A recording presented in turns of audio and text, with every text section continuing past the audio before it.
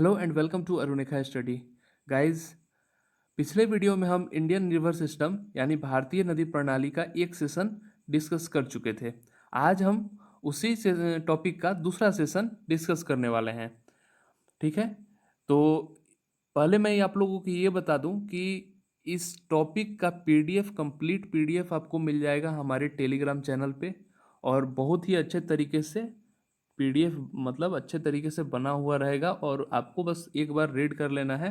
तो सारी चीज़ जो वीडियो में हम डिस्कस करने वाले हैं वो हर चीज़ आपके दिमाग में बैठ जाएगा। तो पीडीएफ के लिए डिस्क्रिप्शन बॉक्स में टेलीग्राम का लिंक दिया हुआ है, वहाँ से टेलीग्राम आप लोग टेलीग्राम चैनल ज्वाइन कर लीजिए। वहाँ पे आपको कल मिल जाएगा पीडीएफ इसका। ओके, और जो लोग सब्सक्राइब नहीं किए हैं चैनल को वो जल्दी से सब्सक्राइब कर ले चैनल को। ठीक है, चलिए आगे बढ़ते हैं और देखते हैं कि आज इस सेशन में क्या क्या पढ़ना है हमें। तो अभी तक हम लोगों ने, ये तो मैंने डिस्कस कर लिया था चार्ट। अब इसमें हमने इंडस रिवर सिस्टम और गंगा रिवर सिस्टम, ये दो टॉपिक हमने कवर कर लिया था। आज हम कवर करेंगे द ब्रह्मपुत्रा रिवर सिस्टम और द पेनिनसुलर रिवर सिस्टम। ये आज हम डिस्कस करने वाले हैं। तो चलिए सबसे पहले शुरू करते हैं ब्रह्मपुत्रा रिवर सिस्टम को। ठीक है, तो ब्रह्मपुत्रा रिवर जो है ये आंगसी ग्लेशियर तिब्बत से ये ओरिजिनेट होता है और ये वहाँ से लगभग 1200-1300 किलोमीटर की जर्नी करते हुए तिब्बत में ये अरुणाचल प्रदेश में आता है। एक साउथ टर्न लेगा और मतलब वो नामचो बर्मा करके एक जगह है हिमालयंस में ही, वहीं से ये साउथ टर्न लेता है और उसके बाद ये अरुणाचल प्रदेश में इंटर करता है। नेक्स्ट अरुणाचल प्रदेश के बाद ये आसाम में इंटर करेगा और आसाम के बाद ये थोड़ा नैरो होते जाएगा और जाके फिर बांग्लादेश में पहुंचेगा। इधर तक ये ब्रॉड रहता है, आसाम के बाद से ये नैरो होने लगता है। फिर बांग्लादेश के बाद से ये बे ऑफ बंगाल में जाके ख़त्म हो जाता है। तो ये इसका मतलब जो रूट है ये मैं यही रूट है इसका। तो बस नॉर्मल से सब लोग रूट देख लिए, लेकिन एग्ज़ाम में एक बार क्या हुआ था कि ऐसा क्वेश्चन पूछ दिया, मतलब वो सही से तो याद नहीं आ रहा है किस एग्ज़ाम में था, स्टेट पीएससी का एग्ज़ाम ही था। उसमें क्वेश्चन क्या पूछा था कि आंगसी ग्लेशियर से निकलने वाली ब्रह्मपुत्रा रिवर का नाम क्या है। मतलब अब तो ब्रह्मपुत्रा रिवर ही है, उसका नाम सब लोग ब्रह्मपुत्रा ही जानते हैं, लेकिन ये उसी का नाम पूछा था उसमें। और ऑप्शंस दो तीन दे दिया था और एक नॉन ऑफ दिस दे दिया था। तो अब उसमें सभी लोग कंफ्यूज ही हो रहे थे। एक ऑप्शन ब्रह्मपुत्रा भी था, जो कि मतलब वो तो मैक्सिमम लोग वही टिक किए थे जो कि गलत ही था। तो ये होता क्या है, तो चलिए अब उसी क्वेश्चन का हम पोस्टमार्टम करने वाले हैं यहाँ पे। तो अब देखिए हम लोग पोस्टमार्टम शुरू करेंगे अब उस क्वेश्चन का जो क्वेश्चन एग्जाम में आया हुआ था। तो जब ये आंगसी ग्लेशियर से जो ओरिजिनेट होता है और तिब्बत का पूरा एक तिब्बत का जो 1200-1300 किलोमीटर जो मैंने बोला वो रीजन जब कवर करता है उस टाइम पे इसका नाम होता है यारलंग सांगपो। मतलब तिब्बत में ये यारलंग सांगपो के नाम से जाना जाता है। और जब ये अरुणाचल प्रदेश में इंटर करता है उस टाइम इसका नाम होता है सियांग। ठीक है, उस टाइम इसका नाम होगा सियांग। और जब अरुणाचल प्रदेश के प्लेन्स में मतलब मैदानी इलाके में जब इंटर करेगा तब इसका नाम हो जाता है दिहांग। ठीक है, उसके बाद ये आसाम में इंटर करता है, आसाम में जब इंटर करता है तब इसका नाम हो जाता है ब्रह्मपुत्रा। नेक्स्ट जब ये आसाम से होकर बांग्लादेश में पहुंचता है तब इसका नाम हो जाएगा जमुना। ठीक है, यमुना नहीं जमुना। और फिर ये बांग्लादेश में ही आगे बढ़ के पद्मा रिवर से मिल जाता है और फिर मेघना से मिल के बे ऑफ बंगाल में ख़त्म हो जाता है। अब यहाँ पे मतलब कुछ लोग ये कहेंगे कि बोल रहे थे पोस्टमार्टम करने के लिए और बस यहाँ पे नाम बता के छोड़ दिए, ये कोई हुआ पोस्टमार्टम? पोस्टमार्टम में और कुछ मतलब सब लोग समझते हैं कि पोस्टमार्टम में एक लंबा चौड़ा थ्योरी मिलना चाहिए। तो जो लोग लंबा चौड़ा थ्योरी खोजते हैं पोस्टमार्टम में उनके लिए ये स्टार्टर था, मेन कोर्स अभी बाकी है।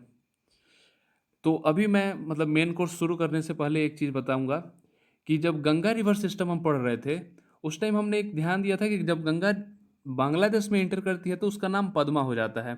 और यहाँ पे भी हम देख रहे हैं कि जमुना पद्मा से मिल रहा है। ठीक है, तो पोस्टमार्टम का मेन पॉइंट यही है। पहले तो हम लोग नेम पढ़ लिए कि इसका क्या क्या नेम होता है, अब आते हैं आगे देखते हैं इसमें कहानी क्या है। तो मेन कोर्स अब शुरू हो रहा है। तो जब गंगा है ये गंगोत्री ग्लेशियर से निकलती है और उस टाइम इसका नाम होता है भागीरथी। ठीक, ये आगे बढ़ते हुए देवप्रयाग में मिलती है और देवप्रयाग में भागीरथी अलकनंदा से मिलकर गंगा फॉर्मेशन करती है। ठीक है, वहाँ से ये गंगा बन जाती है। फिर ये गंगा यूपी, बिहार और वेस्ट बंगाल को कवर करते हुए बांग्लादेश में इंटर करती है पद्मा नेम से। ठीक है, यहाँ तक हम लोग ध्यान में रखेंगे। अब आते हैं ब्रह्मपुत्रा के तरफ। ब्रह्मपुत्रा जब अरुणाचल प्रदेश में इंटर करती है तो उसका नाम क्या होता है, सियांग। और अरुणाचल प्रदेश के प्लेन्स में आती है, मतलब उसके मैदानी इलाके में आके उसका नाम हो जाता है दिहांग। फिर ये आसाम में इंटर करता है तो ब्रह्मपुत्रा, और जब बांग्लादेश में इंटर करता है तो जमुना, ये इसका नाम हो जाता है। होता क्या है कि जमुना ये बहुत नैरो हो जाता है तब तक यहाँ बांग्लादेश में पहुँचते पहुँचते, और मतलब बहुत काफ़ी नैरो हो जाता है। पहले तो ये बहुत काफ़ी ब्रॉड रहता है। आगे जब ये पद्मा से जब आगे, मतलब पद्मा आगे बढ़ेगा और जमुना आगे बढ़ के ये दोनों मिल जाता है, और मिल के अब जमुना तो बहुत मतलब नैरो हो चुकी है वहाँ तक आके, तो फिर उसका मतलब ज़्यादा डोमिनेंट तो रहेगा नहीं, डोमिनेंट तो पद्मा ही करेगा। तो पद्मा नेम से ही फिर वहाँ से आगे बढ़ता है। तो ये जो पद्मा और जमुना का मेल होता है उसके बाद से ये पद्मा नेम से ही आगे बढ़ता है। फिर ये पद्मा आगे बढ़ के बांग्लादेश का एक रिवर मेघना से मिलता है, और मेघना इससे बड़ी नदी होती है तो मेघना डोमिनेट करेगी। तो जब मेघना डोमिनेट कर जाएगी तो फिर उसका नाम हो जाएगा मेघना, और फिर यही मेघना आगे बढ़ते हुए इसमें बे ऑफ बंगाल में विसर्जित हो जाती है। ठीक है, तो ये इसकी कहानी होती है। गंगा और ब्रह्मपुत्र आगे जाके मिलके मेघना रिवर से मिल जाती हैं, फिर मेघना से ब्रह्मपुत्र में ख़त्म हो जाती हैं। तो हमने कर दिया उस क्वेश्चन का पोस्टमार्टम।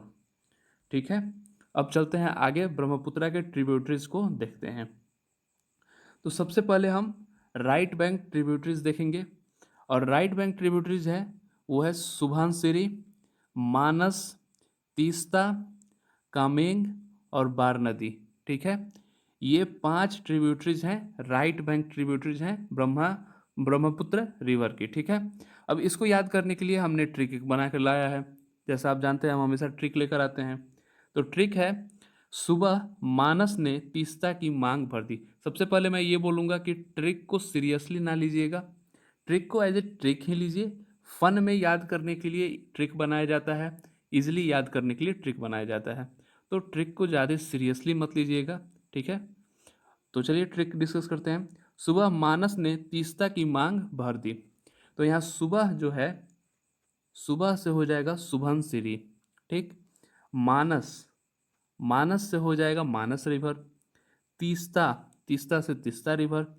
की मांग, ये एक में है, की मांग से हो जाएगा कामेंग रिवर। ठीक है, अब भरदी, भरदी से हो जाएगा बारनदी। ठीक है, एक बार देख लीजिए, सुबह मानस ने तीस्ता की मांग भर दी, ये हो गई इसकी trick. Next left bank reverse देखते हैं। तो लेफ्ट बैंक रिवर्स ये हैं, ये 5 लेफ्ट बैंक रिवर्स हैं। ये सब इंपॉर्टेंट इंपॉर्टेंट जो है वही मैंने बताया है आपको, मतलब जितना आपको ज़रूरत है एक नॉर्मल वनडे एग्ज़ाम्स जो होते हैं गवर्नमेंट जॉब के लिए, उसके लिए मतलब ये इम्पॉर्टेंट है। ठीक है, नॉट फॉर यूपीएससी, यूपीएससी बहुत उसका सिलेबस बहुत ब्रॉड है, उसके लिए ये नहीं है। अगर हाँ, अगर यूपीएससी के लिए प्रिपरेशन करने जा रहे हैं तो एक बेसिक नॉलेज के लिए ये बहुत इंपॉर्टेंट है, उसके लिए बहुत मतलब ये फ्रूटफुल होगा। चलिए लेफ्ट बैंक रिवर्स डिस्कस करते हैं। लेफ्ट बैंक रिवर्स हो गए दिबांग, लोहित, कोपली, धनसिरी और दिखोऊ। ठीक है, इसके लिए भी ट्रिक है, और ट्रिक से कैसे याद करेंगे वो देखते हैं। ट्रिक है, दबंग रोहित को पूरी धन दिखाओ। तो दबंग से हो जाएगा दिबांग, रोहित से हो जाएगा लोहित, या लोहित भी आप यहाँ पे याद कर सकते हैं।